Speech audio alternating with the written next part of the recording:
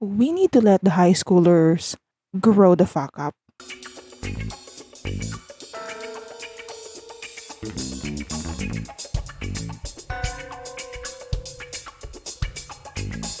Hi, welcome to my channel. My name is Nemo-chan. I do reviews and commentaries about BL shows.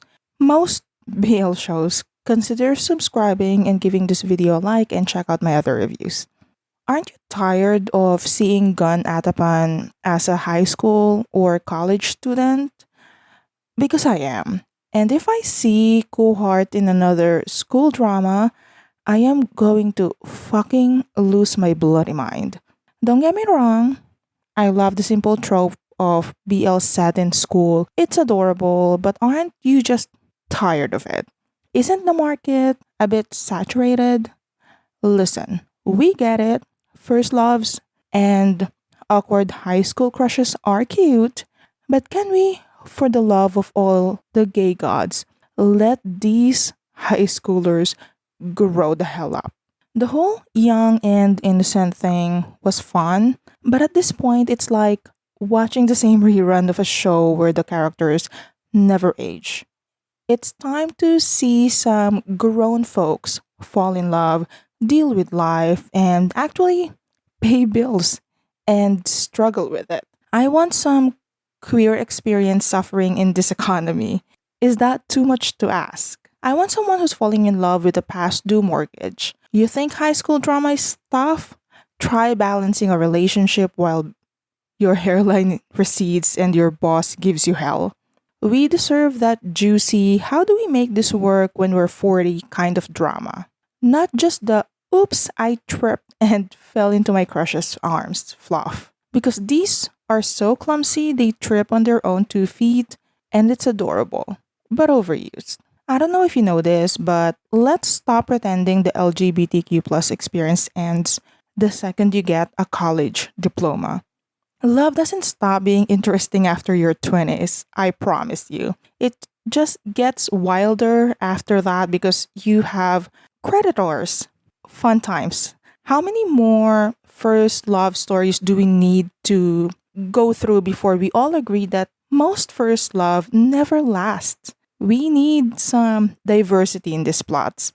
Show me a couple that's already been together for a decade, falling out of love, or someone who has been around and is so jaded, or someone dating at 40. I want my main lead to know about taxes and investments and retirement plans. Older characters have been around the block. Seen some things and they know how to do their own laundry, and that is sexy and hot. And frankly, we need that kind of energy on the screen. Love isn't just for the fresh faced. Older people are still out there living, loving, and yes, being hot. Let's normalize that. People past 30 falling in love. We can have some meet cute in the office or in some pottery class, I guess. We deserve more than endless meet cutes in high school hallways. Let's see some grown up love stories that make us actually feel something. What about second love? The one after the first one crashes and burns? Because I promise you, it will. Or the love you didn't even see coming in your 40s when you thought you were over it all.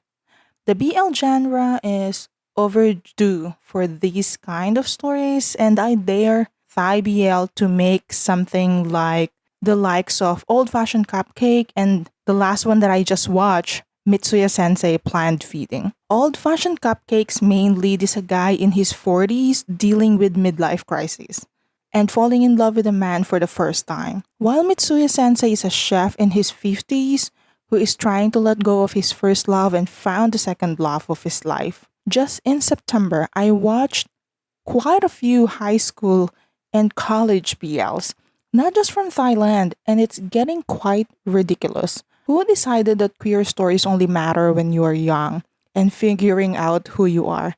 Newsflash, people don't just stop being gay when they hit 30. We need more stories about queer folks who's been around, made some mistakes, and are still out here, living their best or worst lives, I guess. Coming out doesn't magically make everything easy. And guess what? Neither does turning 25. It actually goes downhill from there. Look, being queer isn't just about having a cute boyfriend in college. Older queer people have real grown up issues, dealing with their careers, navigating family pressures, figuring out healthcare, if you have any, and oh yeah, trying to find love while not having time for any of that bullshit anymore. We need queer stories that show life is still messy and beautiful even after the glory days of youth are gone. People seem to think you peak at high school or college and then you just don't live life anymore. Media might make it seem like LGBTQ plus people hit a wall at 30 and vanish, but we know better. Queer people age, and it's not some tragic, shocking thing. It's just life. And life doesn't stop being interesting just because you're not at a pride parade for the first time anymore. Show me a 50-year-old dealing with midlife crisis, figuring out how to date in this nightmare hellscape of modern apps. Now that's relatable. The coming out story is important, but it's not the end of the queer experience. It doesn't become magically okay after that. Queer stories don't end up with I'm gay and everyone clapping. There's so much more to explore. How about dealing with long term relationships or choosing to be single on purpose? I know, shocking, or even the complicated dynamics of being queer in different stages of life. The queer experience is endless, and it's time our stories reflected that. We need stories that show queer love in its all messy, imperfect, beautiful forms, no matter the age. Because guess what? Love doesn't just magically disappear when your metabolism slows down at 30. So, in Old Fashioned Cupcake, Nozue san is a 49-year-old office worker who's having a midlife crisis. He does not find his work for fulfilling anymore and he thinks he's too old to be in the dating scene. His love interest, Togawa, is his junior at work that I think is 29 years old and helping him get out of this rut and try to find the will to live, which is honestly being almost 40 myself, something I can relate to. You've experienced the grind and it's tiring and you just don't want to participate anymore. Valid thoughts. Nozue wants to actually try new things. It's just that he thinks he's too old for them. Like, who's too old to go to cute cafes? No one is. I absolutely love sweets, and that's an easy reason for me to get out of the house. So, not only is Nozue san dealing with midlife crisis, he's also dealing with his newfound attraction to Togawa. Not only is Togawa 10 years his junior, but a very manly man. And Togawa is very cunning with his approach to Nozue-san under the guise of helping him find a new life in his 40s, which is a great way of showing navigating queerness later in life. No more romanticizing first love in favor of a more authentic portrayal of the relationships. Love here is messy, complicated, and sometimes comes with a lot of baggage. And that's what makes it feel real. Nozue-san struggles about the notion of starting a relationship so late in life, and this show proves that older characters can still be sexy, romantic, and desirable. There's something deeply fulfilling about watching characters find love in their 30s, 40s, or beyond, proving that love doesn't lose its magic as you age. Mitsuya Sensei is in his 50s. He's been in a long time gay relationship that he thought would last his lifetime until their goals became different.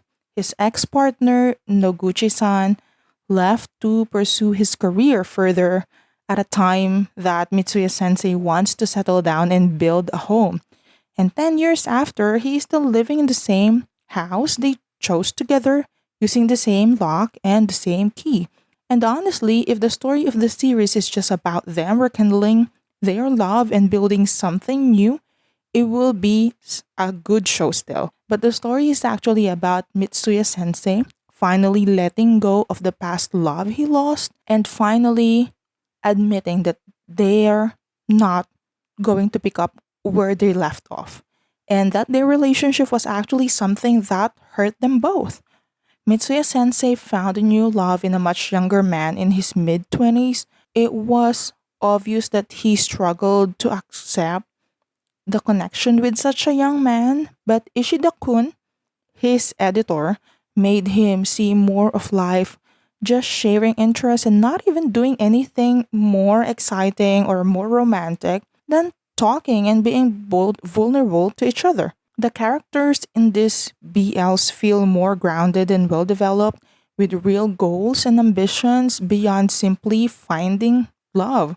These characters in these BLs feel more grounded and well developed, with real goals and ambitions beyond simply finding love, especially in the case of Nozue-san, who's not interested in furthering his career anymore, and Ishida Kun, who was so lost after giving up on playing baseball that they were just going through the notion of their job until they finally get inspiration and pursue something more fulfilling for them. They're not just aimlessly falling in love, they're dealing with real challenges like managing their personal and professional lives, making their stories feel richer and more relatable. And look, I'm not saying we need to burn all the high school BLs to the ground. I definitely want to see more of Gemini and Fourth, maybe in college next time though. They had their moment. We've all enjoyed the fluffy, sweet romances. Hell, we've even shed a tear or two for them.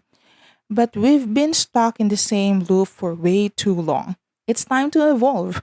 There's a whole world of love and relationship beyond the school gates, and it's not all cute uniforms and awkward confessions. We deserve stories that reflect the messy, complicated, grown up side of queer life. The side that doesn't end when you hit 25, suddenly have a 9 to 5 job, and a favorite brand of laundry detergent.